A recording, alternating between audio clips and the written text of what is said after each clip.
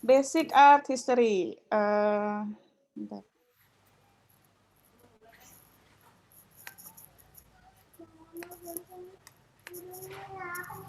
Basic art history di art jam session ini yang akan aku bawakan di cycle ini akan meliputi 8 materi ini, 8 materi besar ini. Ancient Egyptian and Near Eastern art, terus Ancient Greek and Roman. Belum ganti slide-nya, Tante Ira. Kenapa? Belum ganti slide-nya? Ya. Oke, sorry. Kayak gitu. Ya, kenapa ya? Saya juga nggak ngerti. Udah? Kelihatan? Udah. Udah ya. Nah, ini materi yang akan kita pelajari di dalam satu cycle basic art history ini. Satu materi Ancient Egyptian and Near Eastern art itu akan dibawakan dalam 2 sesi. Jadi satu materi itu 2 sesi. Jadi total semuanya 16 minggu ya. Tapi itu nggak jadi patokan sih. Kalau misalnya kita butuh satu sesi tambahan untuk satu materi tertentu, kita fleksibel aja. Nah, sebelum ke penjelasan berikutnya, yang akan aku jelaskan di sini untuk di sesi pertama kita adalah tentang ancient art. Apa itu ancient art? Ada yang tahu nggak? Kalau dari katanya ancient art itu ada yang tahu nggak artinya apa? Aku Art ini dari zaman dulu. Art kuno dari zaman dulu, ya, art kuno dari zaman dulu. Terus apa lagi? Oh iya, Stylenya style lama gitu, old gitu. Old, stylenya old, ya, oke. Terus, di sini aku mau kasih tahu dulu ya sebelumnya bahwa di basic art history ini aku akan lebih banyak pakai bahasa Inggris. Kenapa? Karena ada beberapa kata yang menurut aku kalau diterjemahkan ke bahasa Indonesia malah jadi aneh gitu. Jadi di basic art history ini kalian akan banyak menemukan, aku akan banyak pakai bahasa Inggris. Okay? Ira, yes. Ira. Yes. Aku jadiin co-host dong. Soalnya yang udah deh. Yang jadiin co-host itu Akila. Salah ya? Oke, bentar dulu ya. Soalnya aku mau share videonya. Oke, sebentar. Oh, gimana caranya? Nggak tahu. Sebentar ya, aku juga harus ada teknisi sebentar. Sebenarnya bisa aja nggak jadi co-host tapi bisa share screen sih. Arum, oh berarti tadi kegeser kali Rum. Loh, Arum udah hilang ya? Aku mesti balik dulu dong ke ini. Bentar ya, tinggal dulu ya, sebentar. Oke.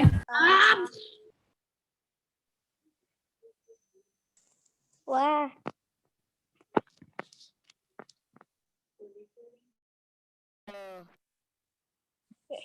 Tante Ira sudah balik. Yeay. Mana tadi? Ancient art. Iya. Oh tadi jangan kaget kalau aku banyak pakai bahasa Inggris di sini ya, karena sometimes beberapa kata yang bahasa Inggris kalau diterjemahkan ke bahasa Indonesia malah jadi aneh dan tidak sesuai konteks. Oke, ancient art tadi ada yang jawab art yang kuno, art dari zaman dulu, art yang old. Oke, nah di sini aku mau menjelaskan tentang apa definisi dari ancient art. Art seperti apa sih yang bisa disebut sebagai ancient art? Nah, kalau aku buat garis timeline history, bentar ya. Bentar.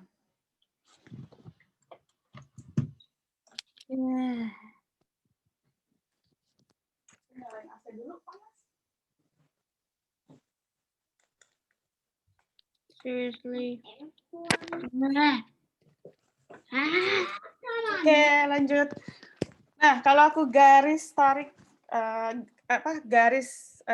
lurus tentang perjalanan history art dari tahun ke tahun, ini kita punya ada 2 porsi yang bisa kita bagi 2. Di sini aku taruh garis tengah ya. Yang sebelah garis tengah ini adalah titik zero year.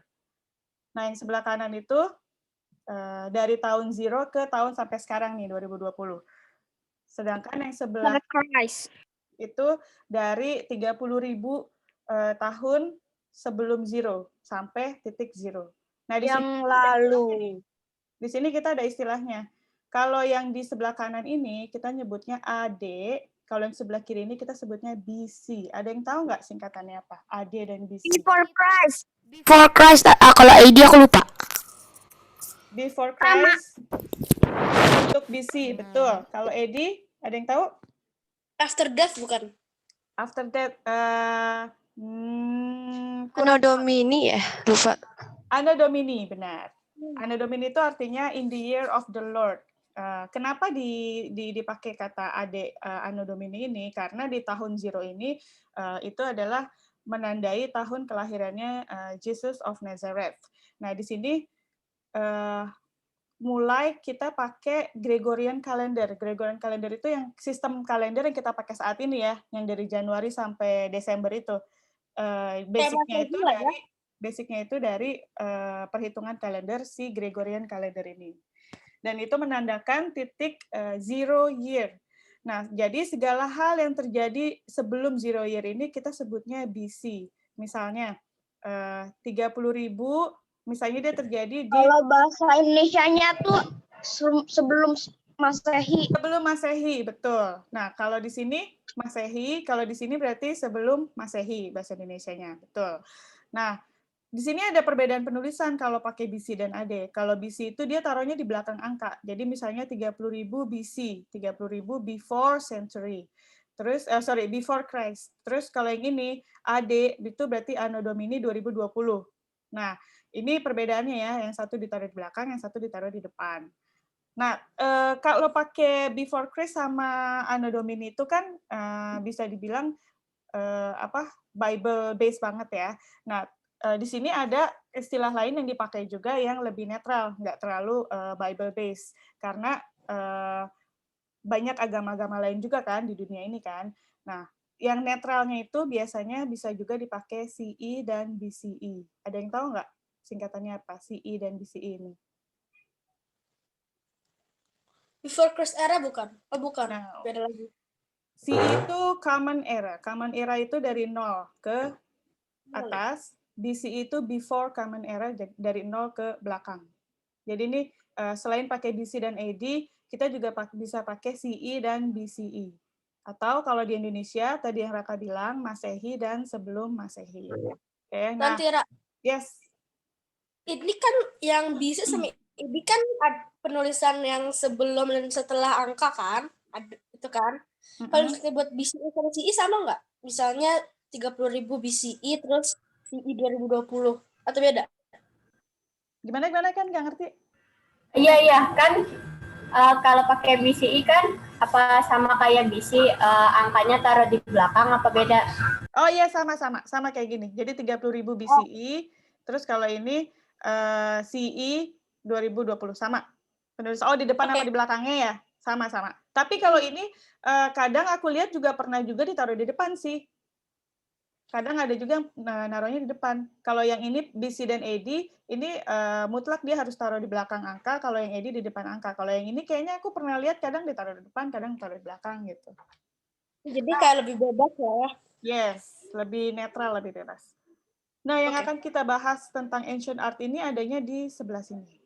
Jadi yang before Christ, BC atau BCE atau sebelum Masehi.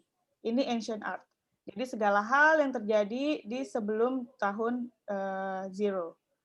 Oke, apa aja sih? Art itu termasuk nggak sih? Kalau caveman art tau nggak sih? Caveman art. Caveman art. Dia di tahun Oh iya, berapa? caveman. Dia di tahun berapa? Dilihat aja. Kalau misalnya before zero, dia masuknya ke sini ancient art. Karena dia kan juga ada versi modernnya juga itu sebetulnya. Jadi nggak tahu yang mana yang duluan. Nah, dilihat aja tahunnya. Kalau misalnya terjadinya before zero year, berarti dia masuk ancient art. Nah, di sini, di dunia art itu, ancient art itu berhubungan banget sama the cradles of civilization. Ada yang pernah dengar nggak the cradles of civilization? Tidak. Nggak ada yang pernah dengar ya? Pertama kali dengar. Baru pernah dengar? Oke. Ya baru ini sekali. The cradles of civilization. The cradles itu kalau di bahasa Indonesia apa ya? Nah, ini aku juga kadang suka. Cradles itu kayak kantong kali ya, kantong atau apa ya? Pusat-pusat atau apa gitu ya? Apa? Mungkin ini kali pemulaian apa gimana ya, pengumpulan I don't know. Pakai Google Translate, pakai Google Translate. Google Translate. Oke, Nggak intinya benar juga loh Google Translate. the cradles of civilization itu adalah titik-titik di mana terjadi pemusatan civilization di zaman dulu. Jadi Ya, berarti kan kalau kita lihat world map ini ada 1, 2, 3, 4, 5, 6 cradles of civilization. Nah, yang pertama itu Mesopotamia. Pernah dengar? pernah. Pernah. Oke. Pernah. Sekarang. Egypt pernah dengar? Itu sering sih, itu sih. Mesir ya. Pernah. Mesir kuno. Kalau Mesopotamia ini dia cikal bakalnya Yunani sama Romawi. Roman and apa sih Yunani tuh? Greek. Ya. Ya, Greek, Roman and Greek. Oke, ini cikal bakalnya nih Mesopotamia ini. Nah, kalau Egypt, Mesir tahu ya, Mesir kuno. Jadi kita punya istilah Ancient Greek sama Ancient Rome itu di Mesopotamia ini pusatnya. Cikal bakalnya sih Mesopotamia ini ya. Terus Egypt, Ancient Egypt atau Mesir kuno. Nah, terus ada juga di sini Indus. Indus itu apa? Indus Yes, Indus River. Yes, dia di pusat peradabannya India, area India. Nah, ya India ada Pakistan. Sekarang itu Pakistan ya, betul. Kalau ini apa nih? Ada yang tahu nggak kalau dilihat dari posisinya di peta dunia? Yes. Cina. Kalau yang ini? Brazil, Chili. Chill. Peru. Oh iya betul juga ya, lupa. Oh iya, Peru benar, di Peru. bawahnya, maksudnya Ini- Chill di bawah. Ya, ini suku ancient-nya itu suku apa? Lupa. Inka. No, Inka. Ya, Inka. Kalau Aztec Maya di sini, Meksiko. Hmm. Nah, ini adalah Six Cradles of Civilization kalau di dunia art. Nah, ini yang menjadi awal mula karya-karya seni zaman ancient dulu itu terjadinya di sini. Ya. Tantira, katanya suaranya kedengaran di room satu lagi. Suara Iya, siapa? tadi pada bilang gitu. Siapa sih? Tahu tuh, tadi si Akna juga bilang gitu. Oh, bocor ya suaranya ya? Nah, itu kok nggak tahu tuh. Mungkin itu koneksi kali ya? Ya, kedengaran sama Dena. Masa? suara dari aku kali. Karena memang dia di sebelah aku. Ah, ada beberapa yang adik kakak sebelahan, jadi kedengeran. Iya, benar. Tapi aku pakai headset loh. Iya, kedengaran. Tapi aku pakai headset loh. Set. Aku sama Micang tuh jauh-jauhan, udah like 10 meter jauh. Katanya di ruang sebelah tuh masih kedengeran. Bukan dari kamu berarti, Ken. Iya, bukan dari kamu, mungkin dari yang lain. Kencang dong. Aku dari Iya betul, jangan kencang-kencang suaranya. Ya, atau pakai earphone. Oke. Aku juga pakai earphone nih, biar nggak itu biar nggak apa ya namanya, echoing ya. Oke, lanjut ya. Oke, lanjut ya. Ancient art itu kita akan bicara tentang yang si 6 cradles of civilization ini. Ini kantong-kantong awal mula terjadinya civilization. Apa itu civilization? Peradaban manusia ya. Nah, Jadi pusat peradaban kali ya itu. characteristic of civilization. Kenapa disebut civilization? Karena sebetulnya kan kayak di ancient art ini ya. Ini kan kalian masih ingat nggak waktu kita bikin cave art sama Tante Niki dulu? Ya. Masih ingat nggak? Dia kan adanya di sini. Iya. Dia adanya di sini kan, areanya di sini kan, 30.000.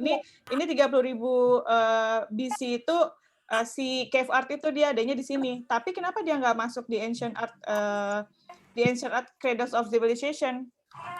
Ada yang tahu nggak kenapa? Karena nggak di yang tempat-tempat yang merah itu. Before history. Iya, dia terjadinya before history juga. Tapi kenapa dia nggak masuk ke cradles of civilization, ancient art?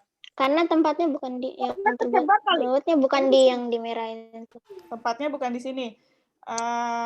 Ya secara nggak langsung ya itu jadi alasan. Tapi yang paling mendasar alasannya adalah karena dia tidak masuk dalam karakteristik dari civilization itu sendiri. Apa aja sih karakteristiknya? Kenapa kita bisa sebut itu civilization? Yang pertama, ada concentration of population.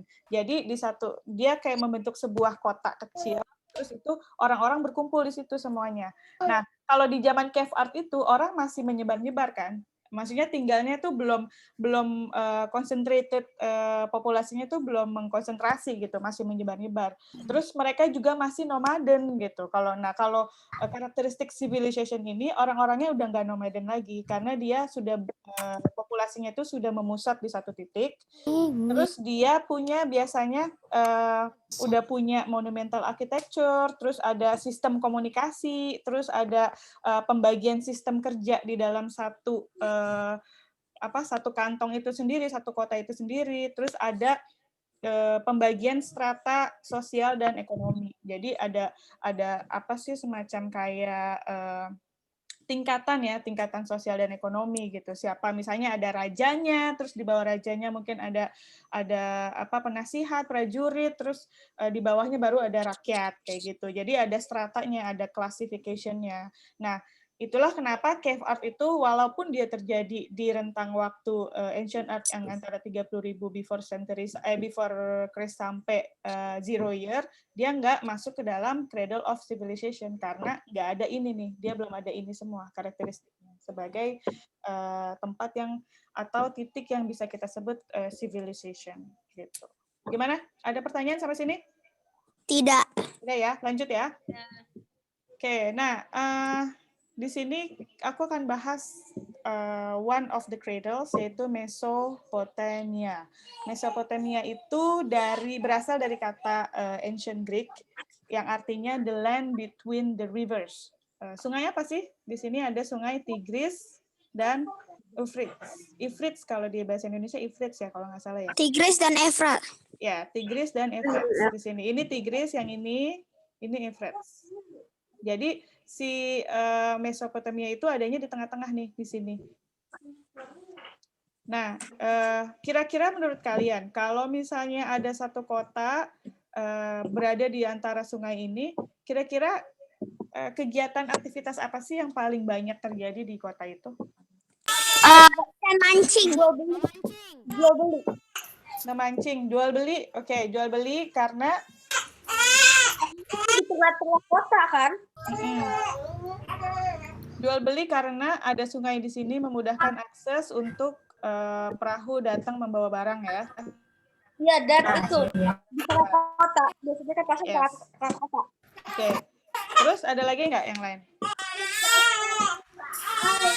Agricultural Revolution. Ini kenapa Mesopotamia dianggap sebagai the most ancient city in the whole world? Terjadi agricultural revolution ini di sini, di Mesopotamia ini pada tahun sekitar 12.000 sebelum Masehi. Nah, terus di Mesopotamia ini juga terdapat beberapa kota yang bisa dibilang kota itu kota canggih ya, walaupun zaman dulu, tapi kotanya tuh sudah sangat advance gitu. Nah, ada yang namanya Uruk, Nineveh, sama Babylon. Babylonia pasti kalian pernah dengar nih, pasti lebih familiar. Di tempat Babel. Yes, pasti lebih familiar sama ini. Tantira. Ya. Kan tadi kan Tantira mention kalau misalnya Mesopotamia ini kan asalnya Greek, cikal bakalnya Greek sama Roma. Yes. Tapi kenapa ini apakah Mesopotamia ini dinamakan setelah Greek-nya udah ditemukan? Apa ini the Greek language was found here gitu? Bisa jadi dua-duanya. Bisa jadi juga sebetulnya nama Mesopotamia ini baru mulai dipakai itu ya setelah Greek ditemukan gitu. Jadi orang-orang Greek menamakan Mesopotamia. Jadi pakai bahasanya si Greek. Mungkin pada saat si zaman Mesopotamia ini sendiri orang-orang belum menamakan kotanya dia dengan sebutan civilization itu sebagai Mesopotamia area gitu. Justru pada malah saat namanya beda banget. yes, ya, betul. aku mau nanya. Assyria. Ada lagi yang mau nanya? Aku Siapa tuh? melalui Sungai Tigris. Terus itu kan benteng-bentengnya terpisah, itu cara nyambungin itu satu kota bukan sih? Yang mana? Yang ini ya? Yang ini. Bentengnya Ini. banget semua. Oke, ini tuh sebetulnya ada ceritanya panjang kalau mau diceritain. Kalau aku ceritain sekarang bisa sampai malam kali. Nah, dulu awalnya kotanya itu di sini titiknya. Nah, terus kan dari tahun ke tahun, decades to decades gitu kan, raja baru gitu. Nah, biasanya si raja baru itu dia punya ego sendiri, dia mau bikin rumah sendiri misalnya. Terus jadi dia ada tambahan di sini, terus ada di sini, terus ada di sini. Dan ini juga sebagai sistem benteng pertahanan juga. Jadi untuk mengelilingi si kota utamanya itu yang di sini. Nah, kalau kalian lihat di sini ada Uruk, Nineveh, dan Babylon ini. Babylonia itu adanya kayaknya ya, kalau aku nggak salah itu di sini nih, di sini. Ini Babylonia nih. Ini Babylon. Uruk itu ya. Ini tuh mungkin kayak sejenis kayak kalau sekarang ya, misalnya kayak perumahan gitu kali ya. Iya, komplek klaster gitu ya, Komplek Iya, cluster. komplek. Jadi ini Mesopotamia ini satu komplek besar dan di dalamnya itu ada blok-bloknya, area-areanya. Kayak ada blok berapa gitu kan. Yes. Nah, di Mesopotamia ini juga ada famous emperors ya, leaders-nya ya, raja-rajanya yang terkenal itu, yang orang banyak tahu, terkenal banget itu Sargon of Akkad, ada Hammurabi. Hammurabi familiar nggak? Familiar sih Iya. pernah lupa. Hammurabi itu orang raja pertama yang membuat undang-undang untuk warganya. Jadi awal mulanya hukum-hukum itu yang sekarang kita kenal itu ya, peraturan-peraturan pemerintah dan lain-lain itu semuanya ini Hammurabi ini. Dia yang orang pertama menciptakan rumusan-rumusan peraturan-peraturan untuk rakyatnya. Terus ada Soalnya juga Tiglat-Pileser yang ketiga. Terus di sini juga banyak suku-suku yang pernah berjaya di Mesopotamia ini, yang antaranya adalah Sumerians. Ini yang suku pertama yang menempati si Mesopotamia ini. Terus ada Akkadians, Assyrians, sama Babylonians. Familiar nggak namanya? Sargon of Akkad itu berarti dari dia Akkadian berarti ya? Akkadians, yes. Oke, lanjut ya. Nah, pertanyaan aku tadi, kira-kira dengan lokasi si Mesopotamia yang seperti ini, menurut kalian karya-karya seni apa aja sih bentuknya yang bisa mereka hasilkan? Landscape sih sebenarnya. Dari landscape-nya, Landscape. kira-kira apa karya seni apa yang?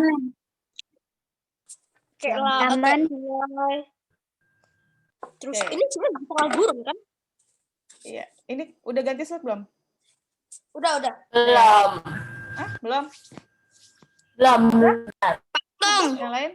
Patung. Udah ya. Oke. Nah, ini adalah Mesopotamia Arts yang banyak didominasi oleh karya-karya dalam bentuk logam emas, lapis. Lapis tahu nggak? Lapis lazuli, sebuah batu. Yes, lapis lazuli adalah jenis batu mulia. Batu apa yang sih? Kayak batu kristal gitu ya. Warna biru, udah dipakai buat topengnya Tut. Ya, kalau kalian main Minecraft pasti tahu nih. Terus kayu dan clay. Clay ini banyak banget dipakai untuk karya seni mereka karena mereka tinggal di antara dua sungai kan. Dan dulu itu sering terjadi banjir di sini di Mesopotamia ini karena diapit dua sungai ya. Jadi banjir itu kayak udah langganan banget dah. Nah, karena sering terjadi banjir dan dia adanya di pinggir sungai, jadi kondisi tanahnya itu tanah liat banget. Jadi makanya di situ mereka banyak menghasilkan karya-karya pottery dari clay. Nah, terus ada musical instrument juga. Jadi saking udah advance-nya ini civilization, walaupun dia orang-orangnya kuno-kuno, mereka udah bisa bikin musik sendiri, udah bisa bikin patung-patung, dan patungnya itu nggak cuma patung kecil ya, patung yang gede banget pun mereka bikin gitu. Bayangkan teknologi apa yang sudah ada zaman itu, gimana cara mereka bikinnya itu masih misteri banget. Terus mereka juga bikin senjata karena saat itu juga mulai banyak pertumbuhan civilization lain di tempat lain, jadi mereka harus mempertahankan area mereka. Apa itu? Ibu aku printin sih. Oh, oke. Terus mereka juga bikin mozaik. Mozaiknya itu dari gabungan gold, gabungan lapis, gabungan clay, dan seashell. Bukan seashell, apa sih? Pokoknya kulit kerang gitu, tapi kerang yang tinggal di sepanjang sungai itu ya. Modelan terus- bekicot kali. Bekicot ya mungkin juga. Nah, terus mereka juga bikin yang tadi aku bilang itu sculpture, patung-patung besar yang banyak merepresentasikan wujud Tuhan-Tuhan mereka gitu. Terus ini salah satu contoh karya seni dari zaman Mesopotamia itu The Standard of Ur judulnya. Ini dari hasil perhitungan para arkeologis itu ya, usianya si Standard of Ur ini 2600 sampai 2400 BC. Ini berupa sebuah musical box gitu, terus dilapisin sama ini box ya. Nah ini berupa mozaik, ya karena biru-biru ya. Kamu lihat warna biru ya? Iya, aku suka jukebox kata. Yes. Nah, dia ini Minecraft ada itu. dibikin dengan cara mozaik yang terbentuk dari emas, terus lapis lazuli, terus sama kulit-kulit kerang itu. Dan limestone. Limestone tahu nggak? Apa limestone itu kayak marble gitu ya, marble. Sejenis kapur tentu ya. Sejenis kapur. Nah, ini ditemukan under the ground, very deep under the ground sama arkeologis, dan ditemukannya pun kondisinya masih kayak gini nih, masih sebagus ini gitu. Warnanya tuh pun masih kayak gini gitu, cuma perlu dibersihin aja. Terus setelah melalui proses penelitian dan segala macam, dihitung umurnya berapa, ditemukanlah si angka ini 2600 sampai 2400 BC. Nah, ini salah satu contohnya. Ya. Karena tadi ini kan tadi ditemukannya di bawah tanah ya, very deep. Berarti can we assume that Mesopotamia itu tenggelam gara-gara sebuah misalnya longsor atau apa gitu? Banjir besar. Dan mungkin ya karena banjir itu terus jadinya longsor, terus tertimbun tanah kayak gitu. Iya. Nah, kalau Ira, yes. ini kayak social structure-nya Mesopotamia gitu ya? Baru aku mau nanya. Thanks to point it out. Kalau kalian melihat dari karya seni ini nih, kira-kira kalian bisa membayangkan nggak seharian mereka tuh pada saat zaman itu seperti apa sih gitu? Tante Ira, Ya. Babylon itu sekarang Irak ya? Iya. Areanya sekitar situ, benar. Nah, kira-kira kalian bisa menebak nggak nih situasinya pada saat itu seperti apa sih, aktivitas yang banyak? Yang paling bawah itu kayak apa ya? Yang budak ya, slave. Yang paling bawah slave. Yang Iya, atas kayak tuh peasant gitu kan? peasant ya. Yang kedua kayaknya farmer. Oke. Terus yang atas kayak ya apa ya? Orang-orang kaya sih kayaknya. Ya, ini betul banget. Nah, ini box ini adalah suatu bukti yang menunjukkan bahwa strata sosial itu sudah ada pada zaman itu. Jadi kalau kalian lihat yang paling bawah itu tadi apa istilah kalian? Peasant ya. Nah, ini para pekerja kasar, buru-buru kasar, para petani, terus yang harus menangkap ikan gitu kan. Maksud buruh kasar tuh apa ya? Buruh kasar tuh orang-orang yang bekerja dengan yang memerlukan tenaga gitu, tenaga banyak. Kayak ini kan dia harus bawa-bawa barang nih kan, mungkin hasil tani atau hasil ternak atau hasil berapa sih? Fishing itu apa sih? Mancing ya, hasil memancing. Saya lupa bahasa Indonesia. Aku juga gitu. Nah, ini para pekerja kasarnya nih. Ini strata yang paling bawah berarti, kelasnya yang paling bawah gitu. Ini lapisan orang-orang yang paling bawah. Nah, terus di atasnya ini ada yang kalau kalian lihat kira-kira apa nih? Kenapa? Kalau kalian lihat Farmer mungkin. siapa nih? Siapa? Perannya apa di dalam kota itu? Farmer atau enggak yang distribusiin makanan gitu. Pedagang. Kayak pedagang gitu.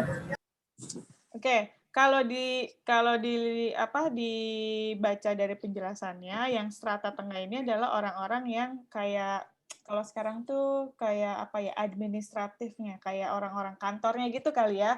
Nah, jadi dia yang benar tadi Afra bilang, dia yang mendistribusikan makanan, terus dia yang ngatur si ini harus kerja apa, si itu harus kerja apa gitu. Pemerintah kali.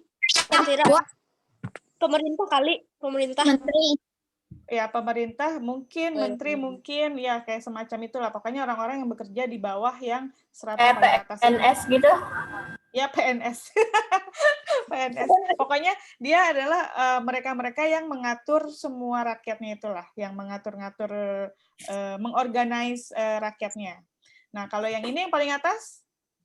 Orang-orang kaya itu pasti. Nah, itu baru Kayak raja atau presiden. Nah, kalau ini stratanya yang di atas nih, dari mulai raja, terus keluarganya raja, terus apa sih namanya pemangku agama itu ya? Apa sih kayak apa sih istilahnya tuh? Ulama. Iya, priest gitu ya. Priest. Ini orang-orangnya di atas ini semuanya. Kira-kira kayak gitu. Jadi dari karya seni ini aja kita bisa melihat bahwa strata sosial atau kelas-kelas sosial dan ekonomi itu sudah ada di zaman itu. Tira, mau nanya dong. Ini tentang judul boxnya ini. Ini kan The Standard of Ur. Ur itu berarti apa? Ur itu nama kota. Ur. Ini namanya Ur. Ur itu nama kota. Ingat nggak tadi ada 3 kota? Uruk. Ada Uruk bukan? Irak. Dari Uruk tuh sih. Irak, itu Irak. Uruk jadi Irak. Uruk. Kenapa? Bisa disingkat mungkin disingkat. Nama di Meksi aja. Uruk. Oke, lanjut ya. Bentar. Nih, ada gangguan teknis. Kenapa? Gangguan teknis. Kamu kalau mau denger yang di laptopnya Maxi supaya suaranya nggak bergema, nah supaya suaranya nggak ini, nggak back. Ya udah kamu pakai satu. Kamu ambil kursi dulu. Maaf ya gangguan teknis. Oke, lanjut ya. Ini karya lainnya. Lamasu. Lamasu itu sebuah apa ya? Ada yang tahu nggak? Kalau kalian bisa ngeliat gambarnya, menurut kalian ini apa? Atau penjaga gitu. Guardian. Kelihatan kayak manusia, harimau, sama elang. Kepalanya orang, kaki depannya singa. Sisa kaki yang belakang itu sapi, terus ekornya sapi, terus apa? Sayapnya burung. Bukan burung, beda lagi. Tunggu dong. Apa ya? Elang. Elang kan juga burung, weh. Ekornya ular. Ekor ular. Coba aja deketin. Lamasu ini mereka menyebutnya The Royal Guardian, sebagai The Royal Guardians ya. Jadi ini kayak semacam simbol yang menjaga yang menjaga keluarga di kerajaan. Nah, ini menggambarkan si Lamasu ini sebagai winged bull atau bull itu apa sih? Kerbau ya? Kerbau yang bersayap. Keren. Di situ aja duduk yang bisa sampai kok. Di situ aja duduknya. Kerbau bersayap dengan kepala orang. Kalau mau Ya. kecil, Itu mereka bikin sedetail itu alatnya pakai apa sih? Nah, the good question. Dia bikinnya tuh benar-benar detail banget sampai apa? Yang Pakai paku ya kalau salah kayaknya ini. Dan ini dari batu loh, ini dari batu. Batu limestone yang keras banget itu. Yes, limestone. Nah, si Lamasu ini juga perpaduan binatangnya nggak cuma bull doang. Tadi ada yang sempat bilang apa? Lion ya? Nah, itu juga benar. Itu ada lionnya juga di sini. Terus dia juga digambarkan memiliki kepala berwujud manusia. Itu lambang manusianya pun juga dia atributnya seperti seorang priest gitu ya. Ini untuk melambangkan wise gitu, kebijaksanaan. Nah, kalau yang bullnya itu untuk melambangkan kekuatan. Terus kalau bentar, Zek. Itu pintunya, Zek. Kalau yang lionnya itu untuk melambangkan keberanian. Banyak banget lah pokoknya ini representatif dari si Lamasu ini. Terus wingnya itu untuk melambangkan kebebasan. Jadi dia bisa terbang gitu kan. Nah, kalian perhatikan ada yang aneh nggak antara patungnya tampak 3 dimensi sama 2 dimensinya? Did you notice something? Iya, ada yang aneh. Hand. Ada tangan ya. Something Iya, odd? itu yang dari depan itu, yang di ujung kiri itu ada tangan. Ada tangan yang mana tangannya? Ini. Yang ini. Nggak, bukan yang ini gambarnya. Yang ini antara yang ini sama yang ini. Aku Something odd. Yang 3 dimensi itu Ada batu-batu. Yang 3 dimensi itu remake nggak sih? Yang 3 dimensi itu, oke, kalau yang ini karya relief. Dua-duanya ini asli ya, dua-duanya ini asli dari zaman dulu. Kalau yang ini relief yang ditemukan di tembok-tembok. Kalau yang ini 3 dimensinya. Dan sila musuh ini ditemukan banyak banget. Dia sebagai biasanya dipakai kalau misalnya di di entrance sebuah castle gitu ya, di castle-nya itu ada 2 kolom besar. Nah, di bawahnya pasti ada Tapi sila itu musuh kan ini di kanan patungnya kirinya. kok kalau dilihat dari samping tuh jadi kayak 2 dimensi gitu. Kenapa Raka?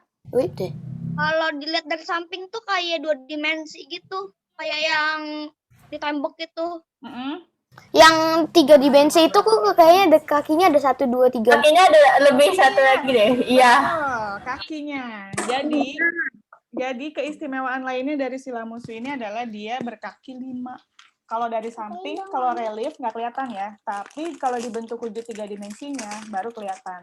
Ada tambahan 1 kaki di sini. Kakinya jadi kenapa 5. bisa sampai ada kaki 5? Iya. Simbolis aja. Itu beneran gak sih? Enggak.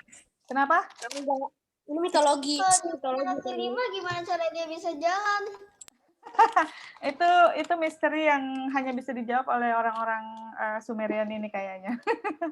Tapi intinya si kakinya ini jadi salah satu simbol kekuatan gitu, bahwa kaki 4 kurang nih, 5 lah biar kuat gitu. Makanya dikasih kakinya 5. Kenapa kalian 6? Tambahannya itu kayak ada di tengah atau di dada sih? Tante Ira, Yes. kenapa nggak sekalian 6 aja ya? Iya. Kalau 5 kan yang satu ada pasangannya ya. Kalau 5 yang 1 nggak ada pasangannya. Iya, betul. Nah, sebetulnya jadinya 5 itu dipakai sama banyak negara-negara sekarang untuk membuat kayak lambang negara mereka. Kayak kita aja kan Pancasila kan 5 kan. Karena 5 itu bisa dibilang balance, dan dia sesuatu yang ganjil itu kan lebih baik daripada yang genap kan. Kayak misalnya kalau kita mau voting kan lebih baik ganjil. Kalau yang ganjil itu kan untuk menentukan, kalau votingnya seri misalnya kan, kalau ada 1 lagi suara kan bisa menentukan kan antara yang satu sama yang satunya lagi gitu. Jadi ya itulah, ini simbolisasi mereka. Oke, lanjut ya. Nah, yang ini karya yang lain juga, Mona Lisa of Nimrod.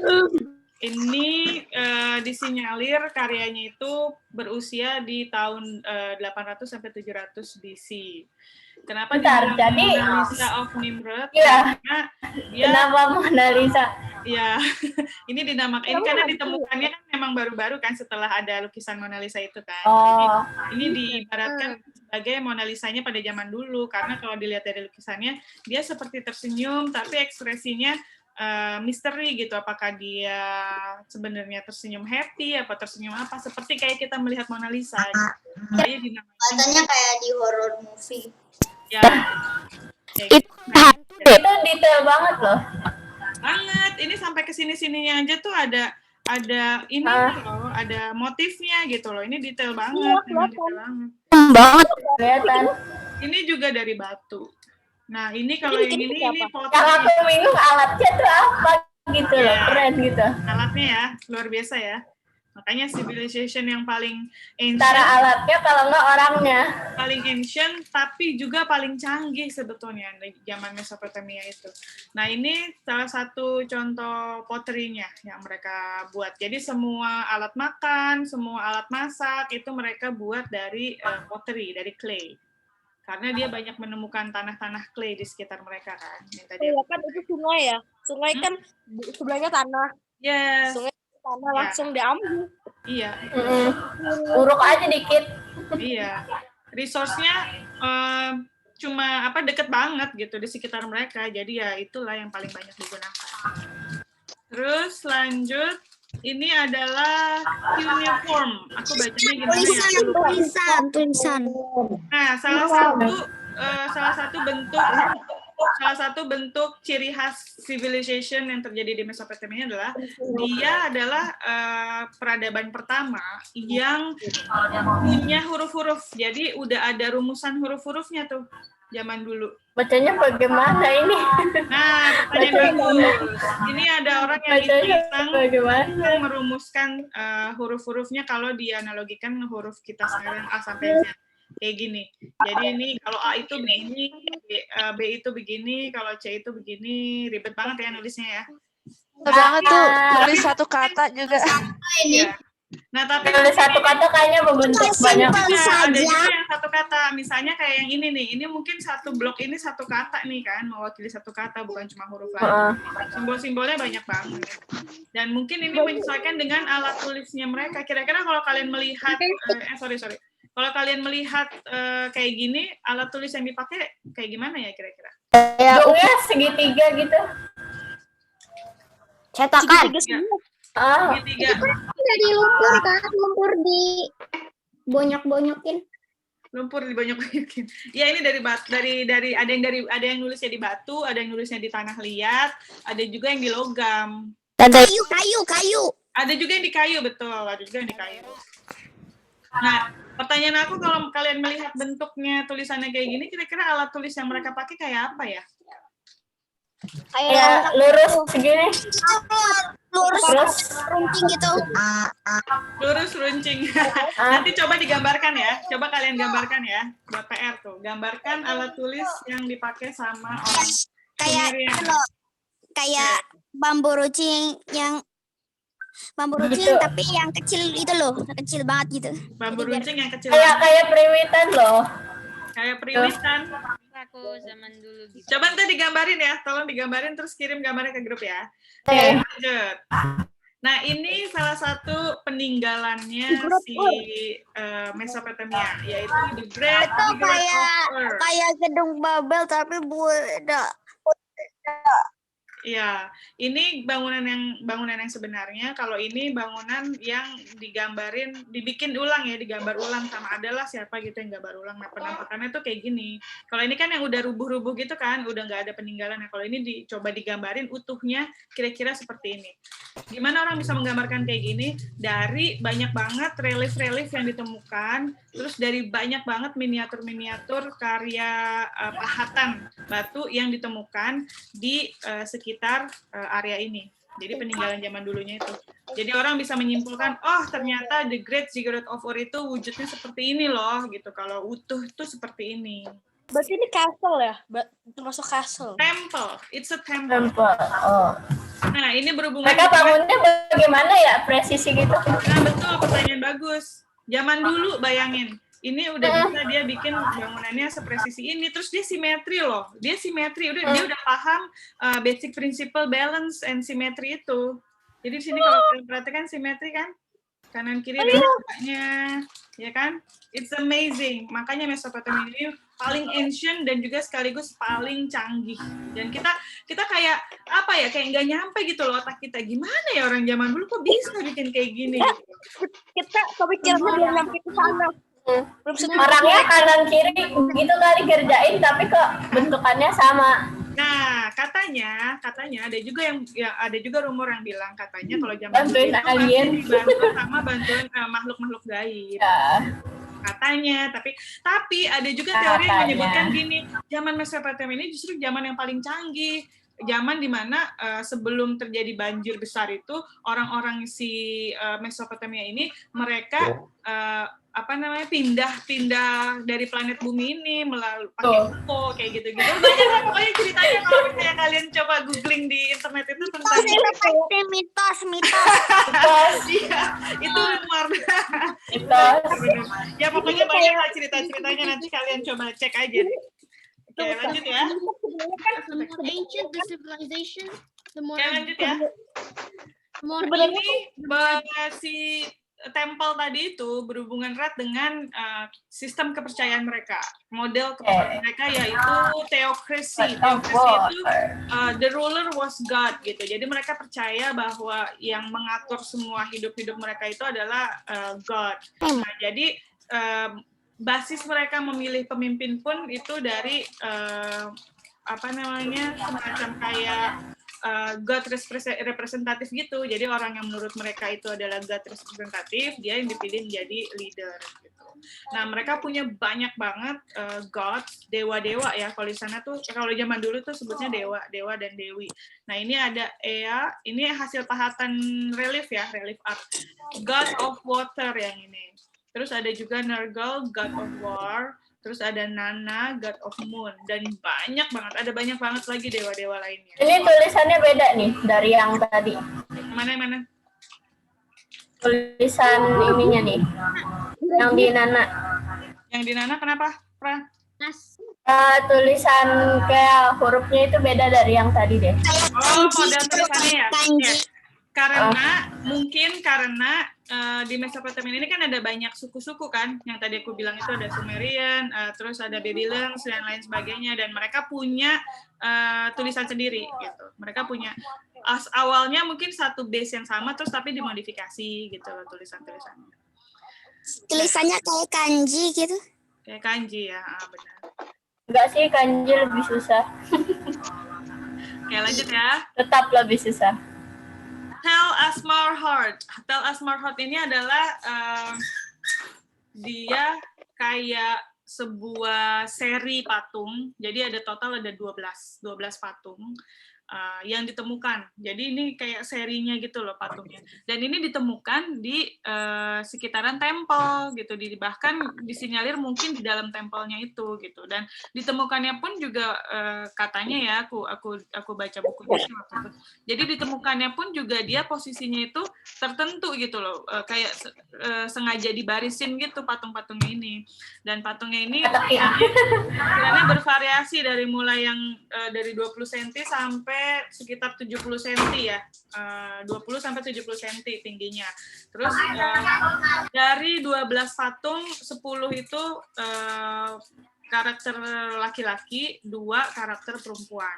Dan semuanya posisinya posisi berdoa, karena kalau diartikan Tell Us More Heart ini artinya itu mereka yang berdoa gitu. Jadi mungkin ini adalah patung-patung dari para apa sih kalau di tempel itu apa sih istilahnya,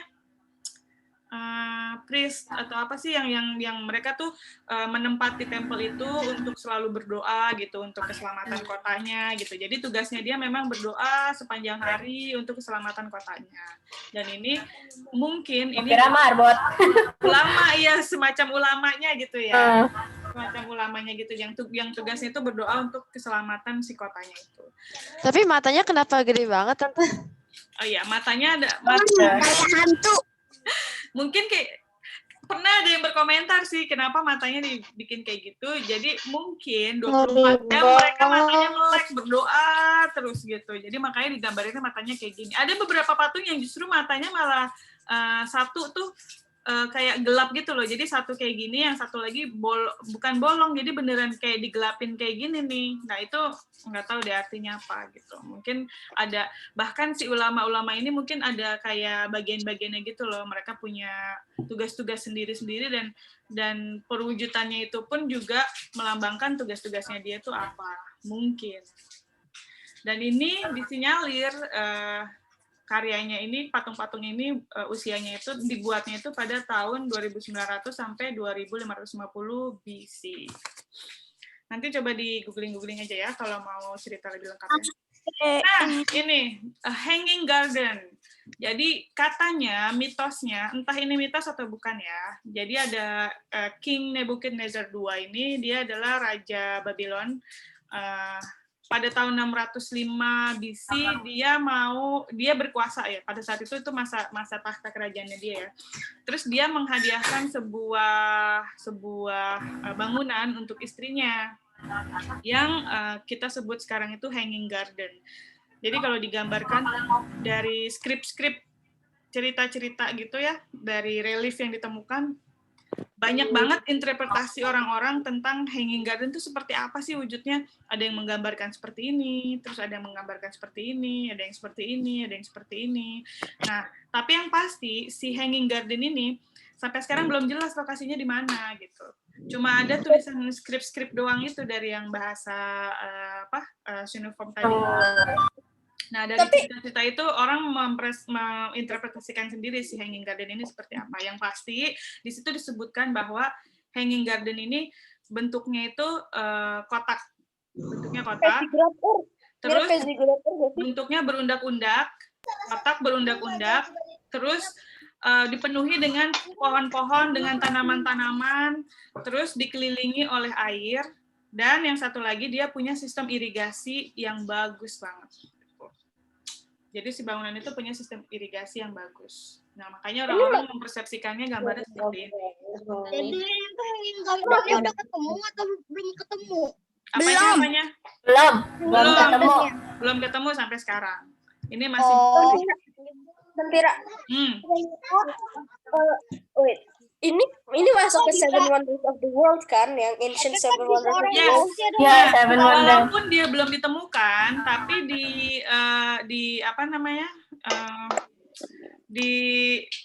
sudah dicetuskan sebagai salah satu dari 7 keajaiban dunia. Walaupun dia belum jelas dulu kan ya. Iya.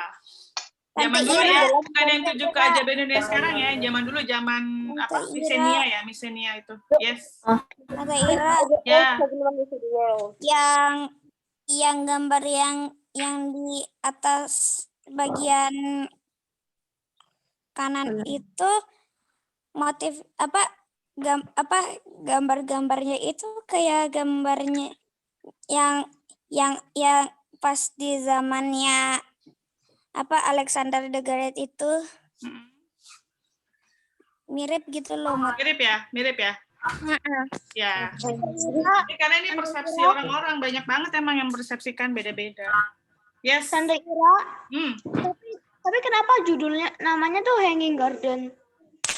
Karena dia itu dia ya. Katanya sih harusnya sih kayaknya garden ya. Enggak sih, katanya sih karena dibilang hanging garden itu katanya karena jadi kan si bangunan ini kan dia ada kayak semacam kolom-kolom gitu di dalamnya kan. Ini kayak gini misalnya nih kolom-kolom. Nah, di antara kolom-kolom itu banyak banyak tanaman-tanaman. Jadi makanya dibilangnya hanging garden. Tapi nggak benar-benar hanging ya. Ada juga sih orang yang mempersepsikan benar-benar hanging. Aku pernah lihat gambarnya orang menggambarkan hanging garden itu benar-benar hanging. Mungkin karena dia bangunnya di atas air jadi kayak ngambang gitu. Yes, bisa juga kayak gitu. Tira. Tadi kayaknya siapa Mika sama Kai itu katanya keluar backup room terus nggak bisa masuk lagi. Nggak bisa masuk lagi. Kenapa begitu ya? Iya nih udah berkurang 2 orang nih. Iya. Oke, sebentar kalau gitu aku stop share dulu ya. Tunggu ya. Hanging garden gara-gara itu mengambang. Iya, mungkin. Tira masuk lagi, Tapi kayaknya nggak bisa dialmir. Ada deh. Katanya keluar. Udah masuk Zoom lagi belum dia? Nggak tahu. Baru Tante Ira yang masuk. Ya makanya. Lanjut aja ya. Sampai mana tadi? Hanging garden. Tante Ira. Yes. Aku mau nanya.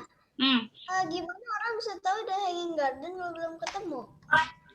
Dari itu loh, dari skrip-skrip tulisan yang ditemukan. Jadi kan arkeolog itu menemukan banyak serpihan-serpihan tulisan itu kan, yang dari reliefnya itu kan ada huruf-huruf yang tadi itu kan. Digabungin, Digabungin ceritanya itu. Taruh deh. Tante Ira, tadi Yes. siapa gitu? Tadi siapa? Tadi ada yang bilang, Ansel. aku karena nggak ketemu, jadi dibilang hanging. Karena nggak ketahuan. Hanging terbang gitu. Di luar jangkauan mata manusia. Enggak juga sih, karena ada juga menggambarkan si Hanging Garden ini, dia memang floating on the sky gitu, jadi saking canggihnya civilization ini, makanya dibilangnya Hanging Garden. Jadi alien gitu kali ya? Iya, betul. Katanya gosip Ya. gitu. Ini kan biasanya Bikin Borobudur. semakin baru kan semakin canggih. Tapi ini kenapa semakin yang pertama aja udah tinggi ya? Sampai kita walaupun yang paling baru, pemikiran kita belum nyampe ke sana. Belum setinggi mereka. Nggak nyampe otaknya ya? Enggak, karena semakin ke sini semakin banyak teknologi micin baru, itu bikin jadinya berkurang IQ-nya kita. Ini ada Anti-Gravity Garden. Anti-Gravity Garden mungkin zaman dulu udah ada. Nanti kalian coba googling sendiri aja tentang Anti-Gravity Garden ini. Di YouTube juga banyak banget. Menarik banget kalau ditonton video-videonya ya. Oke, lanjut dulu. Nah, di sini sekarang berarti aku mau kasih tugas untuk teman-teman yang di kelompok sini nih semuanya. Karena kita membahas basic artistry, aku mau kita punya rekornya. Jadi apa yang kita pelajarin itu ada bisa kelihatan gitu, bisa kelihatan kita udah belajar apa aja sih di basic artistry ini. Nah, di sini aku mau menugaskan kalian untuk to design your own art book of centuries. Book of centuries tahu nggak apa? Anak-anak CM pasti tahu nih. Book of Centuries itu adalah buku isinya timeline tentang sejarah. Nah, di sini sejarahnya adalah sejarah art ya. Karena kita belajar basic art history. Aku udah pernah buat. Nanti sana dulu. Iya, nanti ya. Wait ya. Sejarahnya Bentar lagi selesai. apa aja enggak? Bentar lagi selesai, oke? Nah, di sini aku bebaskan kalian mendesain sendiri art book of centuries yang mau kalian bikin. Aku kasih lihat contohnya di sini ada beberapa yang aku culik dari googling. Nah, nanti kalian buat yang sesuai dengan sukanya kalian mau bikinnya kayak gimana gitu, oke? Ini ada yang bikin kayak gini, jadi ini tabel kosong aja. Terus, dia gambar sendiri di situ, dia sketsa sendiri, belajar tentang apa sih hari ini digambarin di situ, terus tahunnya diisi. Terus ada juga yang bikin timeline kayak gini, jadi ini mungkin semacam kayak sketchbook kosong gitu ya, terus di tengahnya dibikin garis, terus dibikin kayak garis-garis timeline gitu, tinggal ditarik ke bawah, misalnya ini tentang apa, dia tarik ke bawah, ditulis tahunnya. Terus ada juga yang bikin kayak sistem kalender gini nih, pakai tabel-tabel kayak gini, terus digambar sendiri sama dia kayak gini. Ada juga yang bikin kayak gini, atau bikin kayak gini. Dulu aku sempat ngajarin teman-teman AJS bikin kayak gini ya, inget nggak? Ingat sih, tapi aku lupa caranya. Accordion book, kalau Itu namanya lupa. accordion book.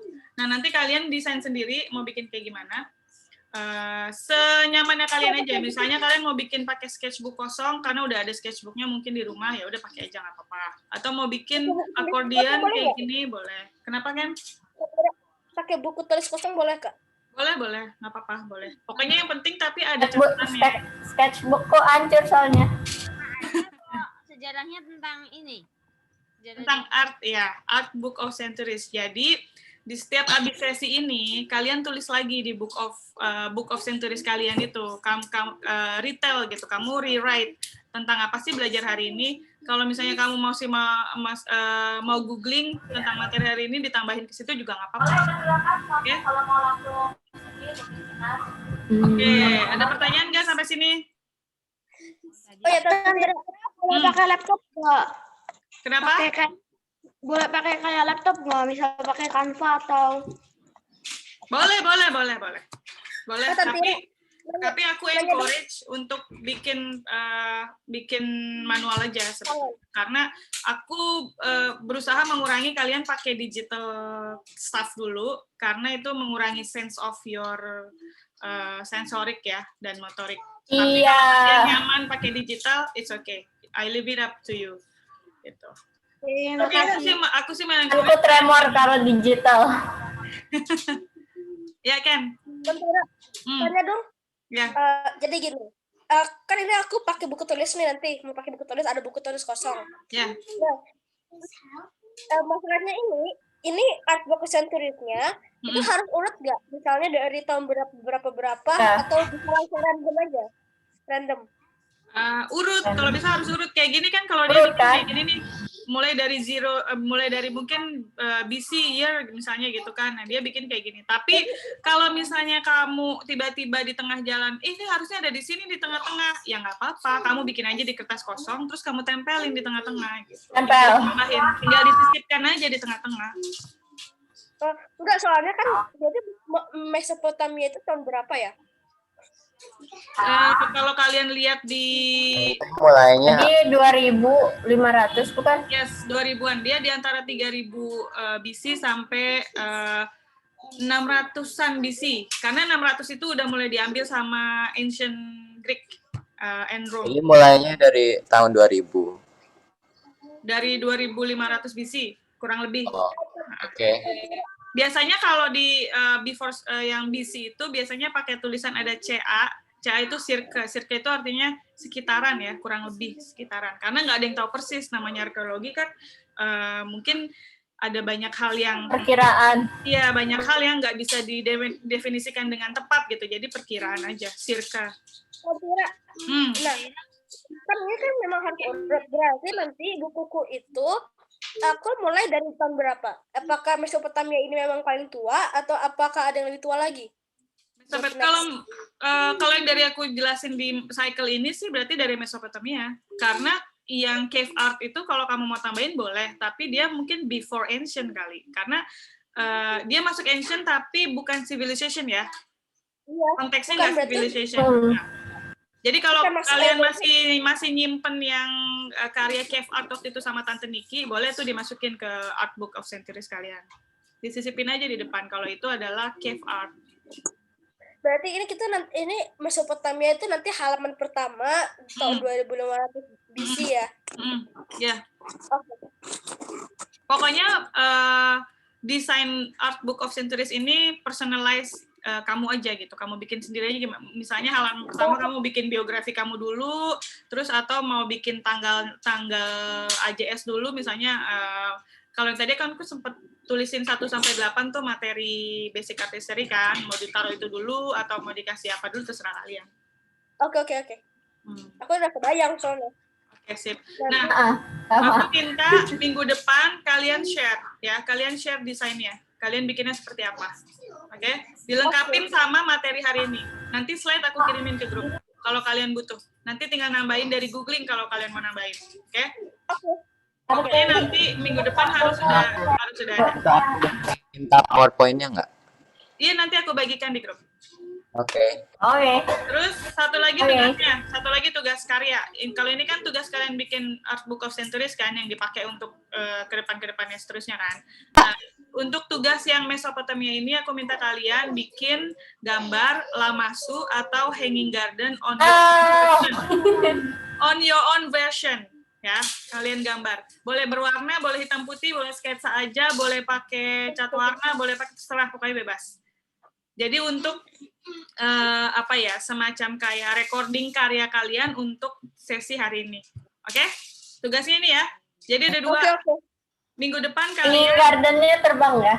Terserah, hanging garden on your own perception. Oke? Tante Ira, aku mau nanya. Ya. Yang harus dikumpulin minggu depan itu yang history itu yang Mesopotamia ini. Ya, jadi kalian bikin ini, design your own Art Book of Centuries, oke? Udah ada isinya. Isinya apa? Isinya adalah sesi pertama kita hari ini, Mesopotamia ini, plus gambar yang ini, lamasu atau hanging Ini Rene mau tanya. Kalian pilih salah satu aja ya, lamasu aja atau hanging garden aja. Ya, Rene. Kira ini digital apa enggak? Satu-satu, Rene dulu. Rene. Boleh digital apa enggak? Boleh, tadi Ansel udah nanya boleh digital apa enggak, boleh. Boleh digital kalau mau. Tapi kalau aku pribadi oke encourage kalian bikin manual dulu. Tapi kalau kalian mau bikin digital juga boleh. Tetap harus dipresentasikan ya kalau digital pun. Zekre. Oke, ada lagi yang mau bertanya? Tantira. Kita bikinnya pakai bahasa Indonesia. Bebas, bahasa Indonesia boleh, bahasa Inggris boleh, terserah kalian. Tantira, satu lagi dong. Yes, Ini gambarnya boleh dua-duanya nggak sih? boleh dong, apalagi. Salah satu boleh, dua-duanya apalagi. Oke. Tante Ira, kalau untuk lamansu kita boleh nggak buat pakai clay yang bisa Sejarahnya 3 itu dimensi? tentang Mesopotamia dulu. Satu-satu. Gracia dulu. Bentar, Mahes. Gracia dulu, apa Gracia? Untuk lamansu boleh nggak buat 3D pakai clay dibuatnya? Boleh banget. Nanti untuk ditempelin di book of centuries-nya kamu foto aja ya. Terus yang lain, Mahes? Kita bikinnya yang buat di store minggu depan tentang Kenapa? Tentang Mesopotamia. Iya, jadi kamu bikin ini kan, Art Book of Centuries kan. Nah, itu harus sudah ada isinya. Isinya yang sesi hari ini. Plus gambar yang ini. Oke? Oh. Ngerti, Fla? Tante Ira, Ya. poinnya dibagi, ntar di-share-kan ke grup. Ya, nanti di-share di grup. Soalnya ada yang aku lupa. Oke, nanti di-share di grup. Iya, nanti di-share di grup. sama nanti kita Kadang agak bingung. Gini, untuk sesi pertama ini aku share di grup. Tapi untuk sesi berikutnya kalian nyatet sendiri ya. Aku nggak akan share lagi. Terus nanti aku ada quiz, bukan quiz sih, semacam form gitu, form untuk refleksi sejauh mana kalian menyimak materinya. Nggak ada nilainya, aku cuma untuk assignment untuk aku aja, untuk aku tahu kalian, aku menyampaikan materinya sudah oke apa belum, kamu udah menangkap materinya dengan baik atau belum gitu. Nggak ada nilainya ya, jadi form ini bukan nilai, untuk assessment aja. Oke, ada lagi yang mau bertanya?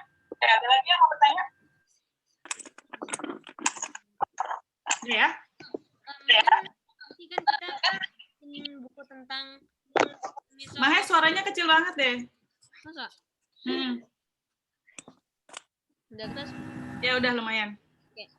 Masa kan tuh nggak kedengeran sih? bikinnya kan ini Mesopotamia kan, pakai materinya itu yang nanti dikirim Tante Ira di grup atau kita nyari sendiri di Google gitu? Aku kasih materinya di grup nanti, slide yang tadi. Nah, nanti kalian menceritakan kembali di Book of Centuries kalian. Oke?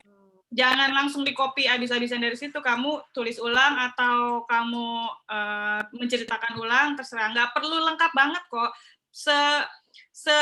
Sepersepsi kalian aja mau menceritakan kembalinya seperti apa. Oke? Karena buku ini bukan untuk aku, tapi untuk kalian sendiri. Oke? Ada lagi? Tantira. Itu nanti ini memang terserah kita kan sebenarnya, tapi boleh nggak sih kalau misalnya gini, aku cuma nulis kayak misalnya notes aja, misalnya kayak jenis tulisannya apa gitu misalnya. Boleh. Kayak arkeologi gitu. Iya boleh. Kalau misalnya kalian mau angkat satu topik doang aja juga nggak apa-apa, nggak mesti semuanya kalian tulisin di situ ya. Misalnya kamu tertarik ke, oh ini nih ke huruf-hurufnya ini loh, menarik banget gitu. Misalnya kamu tertarik ke bagian itu, nggak apa-apa, kamu angkat bagian itu aja, terus kamu coba bikin nama kamu sendiri kalau ditulis pakai huruf itu kayak apa sih gitu. Itu juga boleh kayak gitu. Jadi harus semua ya? Nggak mesti semua poinnya. Pokoknya ini Book of Centuries ini untuk kalian sendiri, bukan untuk aku. Jadi apa yang mau kalian masukkan di buku itu, ya terserah kalian mau memasukkannya poin materi yang mana, terserah. Ada lagi? Oke, karena ini masih pertama, pasti masih banyak yang bingung. Nah, tapi nanti pelan-pelan sambil kita berjalan, kalian akan menemukan sendirilah gaya kalian sendiri mengisi si Book of Centuries ini seperti apa. Oke? Ada lagi yang mau bertanya? Enggak sih, Tantira.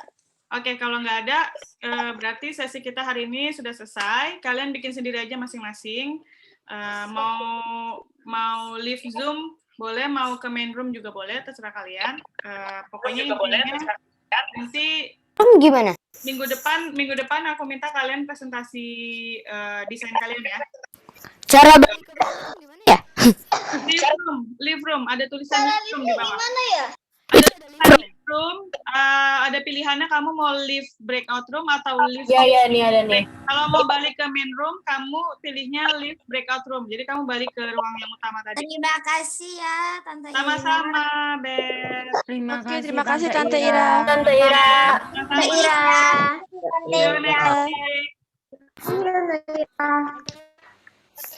Bye, Alif. Tante Ira, Tante Ira, Ya, Saras. aku apa tuh kayak ntar mau bikin ujian jadi mungkin agak telat ya selesainya. Ya, nggak apa-apa. Buat minggu depan, Kores. Oke, makasih. Minggu depan bukan buat hari ini, buat minggu depan. Oke. Oke, Raka. Makasih Tante Ira. Terima kasih Tante Ira. Sama-sama. Jin live. Oke. Live breakout room aja. Enggak, live breakout room aja.